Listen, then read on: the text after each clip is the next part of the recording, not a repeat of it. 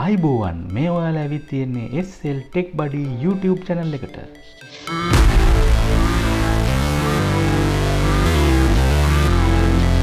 ඉතින් පහුගිය සතියේ ඕගොල්ලන්ට මම වීඩියෝ එකකින් කිව්වා ඕගොල්ලන්ට මතක ඇති මම මේ පාර ඕගොල්ලන්ට SSD එකක් unbox කරලා පෙන්නුණා කියලා.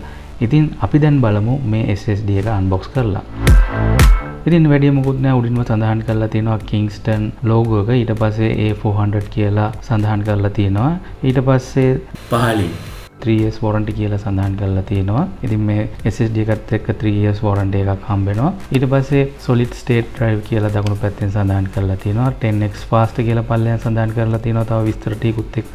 ඊට පස්සේ අන්තිමට පල්ලෙයන් capacity එක 480GB කියලා සඳහන් කරලා තියෙනවා. පල්ලෙය තියෙනවා SSD එක cover කරලා. ඉතින් අපි අනිත් පැත්ත හරපුවාම ඔයගලන්ට විස්තර ටිකක් බලා ගන්න පුළුවන් warranty information එකත් එක්ක. ඉතින් දැන් අපි මේක unbox කරමු. ඉතින් මේ පල්ලෙය තියෙන cover එක ගලවලා ඉවර වෙලා මම මේ SSD එක ඉවතට ගන්නවා. ඊට පස්සේ ඔයගලන්ට දැක ගන්න පුළුවන් මේකේ power එක සහ data connection එක දෙන ports දෙක මේ දෙක සම්බන්ධ කරන්න ඕන. මේ SSD එක ඉතා සැහැල්ලුයි. ඒ වගේම plastic material එකකින් තමයි මේක feel එක එන්නේ. මේක cover කොයි වගේද කියලා ඇනසවි කරන්නත් මේ වගේ ඔයගලන්ට දීලා තියෙනවා බලා ගන්න පුළුවන්. ඉතින් මේ SSD එක ගත්තොත් A400 series එක වෙනවා. ඒ වගේම model එක ඇවිල්ලා SA400 S37/480G කියලා සඳහන් කරලා තියෙනවා.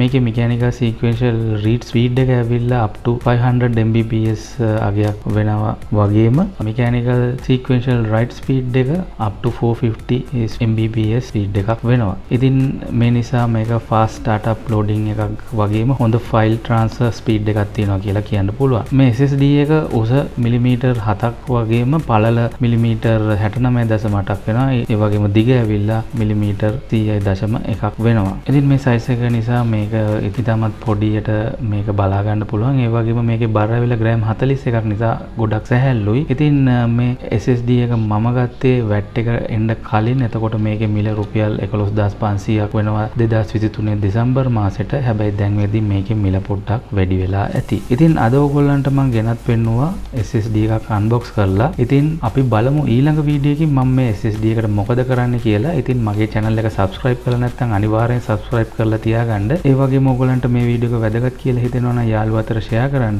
ඉතින් තවත් දවසක අලුත් වීඩියෝ එකකින් ඕගොල්ලෝ හමුවට එන්නම්. එතෙක් ඕගොල්ලන්ට සුබ සතියක්.